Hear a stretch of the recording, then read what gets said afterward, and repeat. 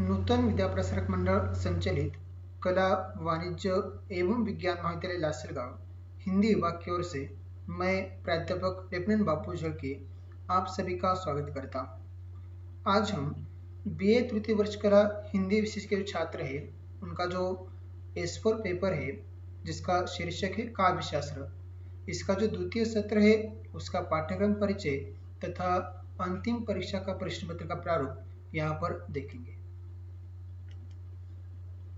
छात्रों, इस पाठ्यक्रम के माध्यम से हम काव्य साहित्य की जो अलग अलग विधाएं हैं उनसे परिचित होने वाले हैं। उसके साथ साथ रस और रस के जो अंग है तथा उसके जो भेद है उसका परिचय हम इस द्वितीय सत्र के पाठ्यक्रम में देखेंगे।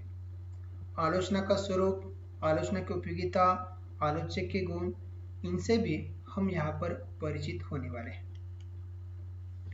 इसमें पहली जो इकाई है वह है गद्य के भेद की। इसके अंतर्गत हमें उपन्यास, निबंध, कहानी, रेखाचित्र, इन गद्य विधाओं का अध्ययन करना है। इन विधाओं का तात्विक परिचय हमें यहाँ पर देखना है और साथ ही उपन्यास और कहानी की तुलना हमें यहाँ पर देखनी है। दूसरी इकाई है दृश्य काव्य की।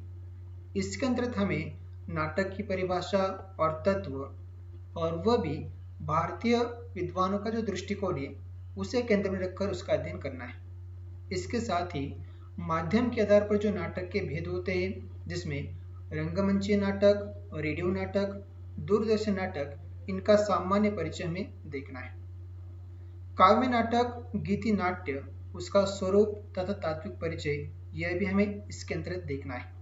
एकांकी, उसकी परिभाषा, उसके तत्व और नाटक और एकांकी में क्या भेद होता है उसका तुलनात्मक अध्ययन हमें यहाँ पर करना है। तीसरी इकाई है रस की। रस की परिभाषा एवं स्वरूप, उसका अध्ययन यहाँ पर हम करेंगे। उसके साथ ही रस के जो अंग है स्थायी भाव, विभाव, अनुभाव और संचारी भाव, इसका भी अध्ययन यहाँ पर होगा।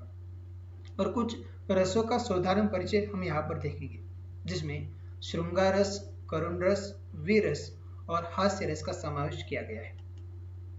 चौथी इकाई है आलोचना की, जिसके अंदर हमें आलोचना का स्वरूप, उसका उद्देश्य, उसकी आवश्यकता और साथ ही आलोचक के जो गुण है उसका अध्ययन करना है। अंतिम इकाई है छंद की। इसके अंदर हमें काव्य में छंदों का जो महत्व है उसे देखना है। वार्णिक छंद, मात्रिक छंद, इनका स्वरूप देखना है और साथ ही दोहा, सोरठा, रोला, चौपाई, बरवे, ये जो मात्रिक छंद है उनका साधारण परिचय हम देखेंगे। और वर्णिक छंद के अंतर्गत शिखरिणी, द्रुत विलंबित, भुजंग प्रयात, मनहरण कवित्व, दुर्मिल सवैया, इनका साधारण परिचय हम देखेंगे। तो इस प्रकार के ये पाठ्यक्रम है। अब हम अंत में देखते हैं प्रश्न पत्र का स्वरूप तथा अंक विभाजन। यहाँ पर प्रश्न पहला जो रहेगा वस्तुनिष्ठ प्रश्न वाला रहेगा। यहाँ पर 12 प्रश्न आपको पूछे जाएंगे और 12 में से 10 का उत्तर आपको लिखना है। इसके लिए कुल अंक है 10। ये जो प्रश्न है वह केवल द्वितीय सत्र पर केंद्रित रहेगा। प्रश्न दूसरा जो है वह संक्षिप्त उत्तर वाला है। इसमें 12 सवाल पूछेंगे, 12 में से 10 का उत्तर लिखना है, 20 अंकों के लिए सवाल है। प्रश्न तीसरा है टिप्पणियों वाला, जो छंदों पर रहेगी। 4 टिप्पणियां पूछी जाएंगी, 4 में से 2 का उत्तर लिखना है, कुल अंक इसके लिए 10। प्रश्न चौथा है लघुत्तरी प्रश्न का, जहां पर 6 सवाल पूछेंगे, 6 में से 4 का उत्तर लिखना है, इसके लिए कुल अंक है 20। प्रश्न पांचवा है दीर्घोत्तरी प्रश्न वाला, जहां पर 4 सवाल पूछेंगे, 4 में से 2 का उत्तर लिखना है और इसके लिए कुल अंक है 20। ऐसा कुल मिलाकर 80 अंकों वाला यह प्रश्न पत्र आपका रहेगा और इसके लिए समय रहेगा 3 घंटे का।